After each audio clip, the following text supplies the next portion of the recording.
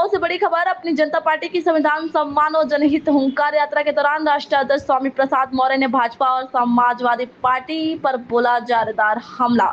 मौर्य ने भाजपा पर गंभीर आरोप लगाते हुए कहा, भाजपा का कोई धर्म नहीं, वह सिर्फ सांप्रदायिक सौहार्द बिगाड़ने के और संविधान विरोधी काम करने में लगी है। वहीं अखिलेश यादव के पीटीए वाले बयान पर भी किया करार प्रहार। मौर्य ने तंज कसा, अखिलेश आज तक पीडीए की परिभाषा स्पष्ट नहीं कर पाए। कभी पी का मतलब पिछड़ा तो कभी पंडित, कभी डी का मतलब दलित तो कभी डिम्पल यादव और कभी ये का मतलब आधी आबादी अगड़ा या अल्पसंख्यक बताते हैं।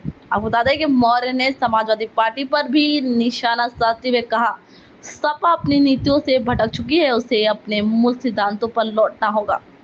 उसने अपने ऊपर लगातार हो रहे हमलों और हत्याओं की धमकियों का जिक्र करते हुए मौर्य बोले, कोई 51 करोड़, कोई 25 करोड़, कोई 40 करोड़ की बोली लगाकर मेरी सुपारी देता है, लेकिन मैं विचारों के साथ आगे बढ़ रहा हूँ। मैं किसी भी व्यक्तिगत दुश्मन नहीं हूँ। अंत में स्वामी प्रसाद मौर्य ने दोहराया अपना संकल्प, देश के दलितों, आदिवासियों, अति पिछड़ों और अल्पसंख्यकों का जो भी अपमान करेगा, मैं पहाड़ की तरह उनके साथ खड़ा रहूंगा। अपनी जनता पार्टी की हुंकार यात्रा से मऊ की खास रिपोर्ट।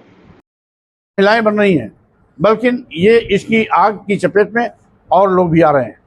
जहां एक और एससी, एसटी, ओबीसी के नौजवानों की आए गए दिन हत्या हो रही है, वही बहन बेटियां बलात्कार, दुराचार की शिकार बनाई जा रही हैं।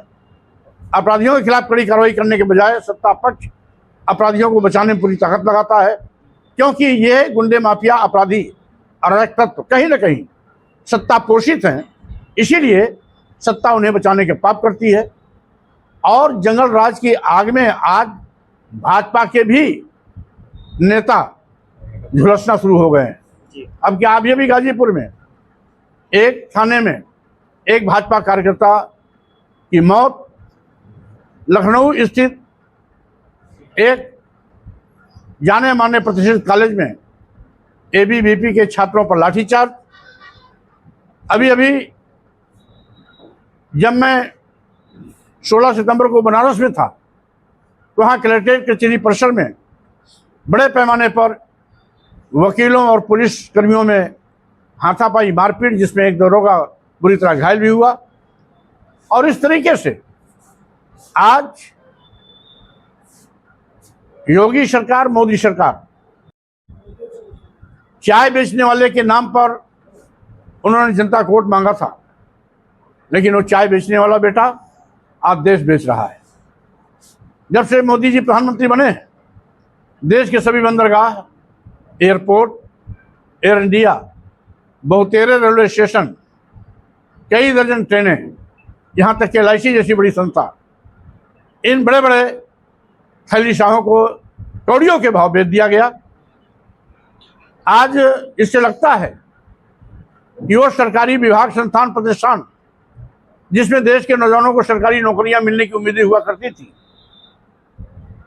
उन प्रतिष्ठानों को, सरकारी संस्थानों को, विभागों को अदानी अंबानी के हाथों में बेचकर ये साबित कर दिया कि देश के नौजवानों के न केवल मंसूबे पर पानी फेरा गया, बल्कि आज नहीं और कभी नहीं इन भागों में सरकारी नौकरियां मिलने वाली नहीं। कल्याणकारी सरकारें निजी क्षेत्रों का राष्ट्रीयकरण करती हैं। निजी क्षेत्रों का राष्ट्रीयकरण करने पर रोजगार के अवसर पैदा होते हैं, रोजगार के दरवाजे ताले खुलते हैं, नौजवानों को रोजगार मिलने की बड़ी संभावनाएं होती हैं। लेकिन मोदी सरकार में उल्टी गंगा बह रही है। यहाँ सरकारी संस्थानों, प्रतिष्ठानों को निजी हाथों में बेचा जा रहा है, जो देश के नौजवानों के साथ घोर अन्याय है। और देश की जनता की गाड़ी कमाई को जिस तरीके से अपने चहेतों के बीच में लुटाया जा रहा है, ये देश हित में नहीं है। इसीलिए अपनी जनता पार्टी ने 15 मार्च 2025 को मानवर काशीराम जी के जन्मदिन से लखनऊ स्थित डॉक्टर भीमराव अंबेडकर सामाजिक परिवर्तन स्थल से संविधान सम्मान जनहित हुंकार यात्रा का शुभारंभ किया था, जिसके 6वें चरण में आज हम मऊ पहुंचे हैं। और आज हमारे दौरे का ये 40वां जिला है। इसके बाद ये अभियान लगातार चलता रहेगा और 6वां चरण मऊ होते हुए कल बलिया रहेंगे और 21 तारीख को आजमगढ़ में 6वें चरण की समाप्ति होगी। उसके बाद पूरा का पूरा पूर्वी उत्तर प्रदेश आच्छादित हो जाएगा और यहाँ के बाद हम बुंदेलखंड में दौरा करेंगे। मकसद है कि वो सरकार जो जनता के विश्वास की कसौटी पर खरी नहीं उतर पाई, वो सरकार जो जनता के प्रति अपनी जवाबदेही तय नहीं कर पा रही है, जनहित के सभी मुद्दों पर पूरी तरह से फ्लॉप हो गई है, जिस सरकार ने वादा खिलाफी किया है अब उसको सत्ता में बने रहने कोई अधिकार नहीं है। सर राहुल गांधी इसीलिए अपनी जनता पार्टी 2027 विधानसभा चुनाव में भाजपा की विदाई करने का फैसला लेकर